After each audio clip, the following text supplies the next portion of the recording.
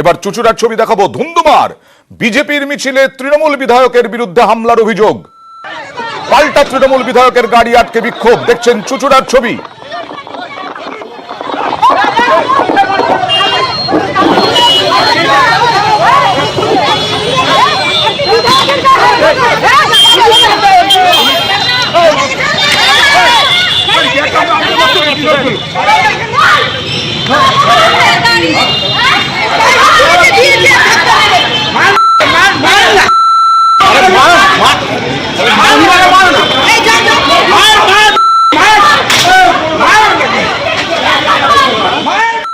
কথা বলবো আমাদের প্রতিনিধি সৈকতের সঙ্গে। সৈকত, অসিত মজুমদারকে দেখা যাচ্ছে ছবিতে একদম, এবং তিনি যথেষ্ট আক্রমণাত্মক। কেন হলো এরকম ঘটনা, কি বলছেন অসিত মজুমদার নিজে? দেখো, অসিত মজুমদার যেটা দাবি করছেন যে তিনি আগে বিধানসভা থেকে ফিরছিলেন, বিধানসভা থেকে ফেরার সময় যখন চুচুড়া স্টেশন যখন পার হন, সেই সময় বিজেপির একটি মিছিল চুচুড়া স্টেশনের দিক থেকে কালিনা মোড়ের দিক থেকে এদিকে আসছিল।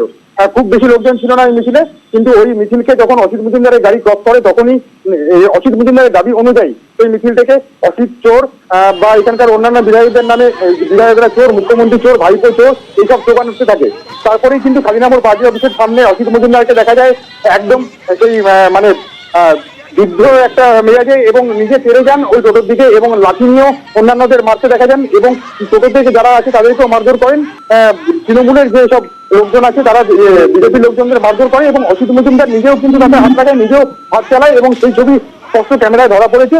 কিন্তু তৃণমূল যেটা দাবি করছে, অসিত মজুমদার যেটা দাবি করছে যে তার গাড়ি ঘিরে হামলা হয়েছে, তার গাড়ির উপর হামলা হয়েছে, তারপরেই তার যে দলের লোকজন তারা রুখতে বা পাল্টা দেওয়ার জন্য এরকম আক্রমণ করে।